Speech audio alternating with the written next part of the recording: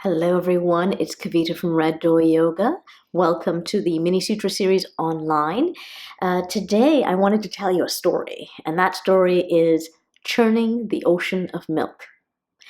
Now, I train yoga teachers. I've been training yoga teachers, my goodness, now for, I guess that would actually be 16 years. I've been training yoga teachers for 16 years. It's been a while, I've got to think about it. One of the courses that I teach when I'm training the 200-hour level teachers is I teach them about the gods and goddesses. Now, the gods and goddesses are just mythologies. They are characters in stories that are created to teach the yoga philosophy. We don't believe they exist. They're just stories. It's like me saying, once upon a time, there lived a prince, okay? And I just make up this prince's name or this princess's name or whatever it is. But the point of the story is to kind of give you a moral, give you a lesson, as it were. So the gods and goddesses, their job is to represent you in the story and to teach you a lesson about yourself. Now, the thing is, the gods and goddesses aren't the only ones who represent you in the story. In the stories, there are also demons, and these demons also represent you. So both the gods and the demons represent you. Effectively, the gods represent you as we refer to it as the higher or the true self. Okay? This is who you actually are. This is you in the state of oneness.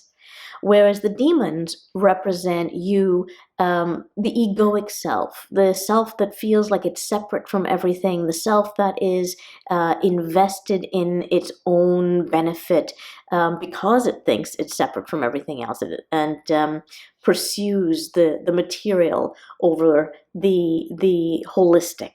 Okay? So they both represent you, and there's a story called Churning the Ocean of Milk. And in this story, it goes like this. One day, the Devas, that's the gods and goddesses, they lost the Amrit. The Amrit is a nectar, and that nectar is supposed to give you immortality. Now remember, it's a story representing you, and essentially what it's saying is that who you are, in actuality, is eternal. Okay? Your actual nature, who you are, that doesn't die. There is no beginning and there is no end to what you actually are. But in the story, the gods and goddesses lose the Amrit, and so they lose the nectar of immortality, and they think, oh no, we need to find the nectar of immortality. And that represents the idea that when we come into physical form, we lose sight of the fact that we are actually immortal. We are actually without beginning and end. Okay, we start to fall under the illusion of the material world.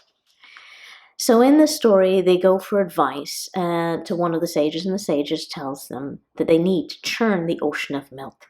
But the gods and goddesses realize that they cannot do this on their own. So they strike a truce with the asuras. The asuras are the demons.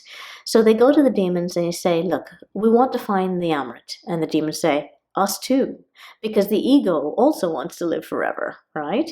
And so the demons say, yeah, we want it too. And so they say, well, listen, we can't churn this ocean to find the Amrit by ourselves. We need more people. So can we strike a truce? We're going to strike a truce to allow us to work together.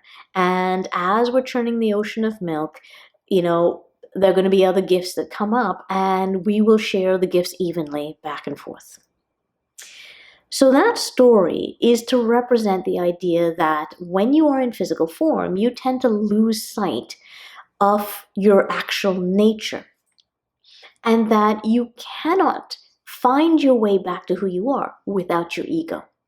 The ego is not inherently bad, and you need it in order to journey through this life, to get to know who you are, to actually journey back to the true self, to journey back to the essence of what you are, which is actually immortal, which actually has no end, okay, and has no beginning. And I wanted to tell you that story because it is quite easy for us to look at the ego as somehow inherently bad. Look at the ego as something that needs to be is destroyed even.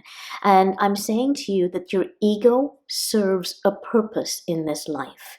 You need to make friends with it. It shouldn't run the show, okay? But you do need to work with your ego. It's there. It will be there throughout the entirety of your material existence, and it has a role to play. It is there to work with you. All right? I hope that was helpful, everyone. And, I'm going to mention here, as I mentioned, I train yoga teachers. Every year we start our 200 level training officially in April. We do have a couple of courses or a course that you need to take before you can start in April. And the first course, which is the YFL Part 1, the Yoga Fitness Leader Part 1, that's coming up in February 1st and 2nd in Lantsville on Vancouver Island. So, even if you don't want to become a yoga teacher, the yoga teacher training that we run is all about going deeper into philosophy, into the practices. It's about becoming a yogi, which is what I am and have been pretty much my entire life. And I would be happy to guide you on that journey. So if you'd like to join us, please do register on the Red Door Yoga website for the upcoming YFL Yoga Fitness Leader Part 1 in February, or you can join us for the entire 200 level program. We'd love to have you. And I look forward to seeing you all again online very, very soon. Namaste.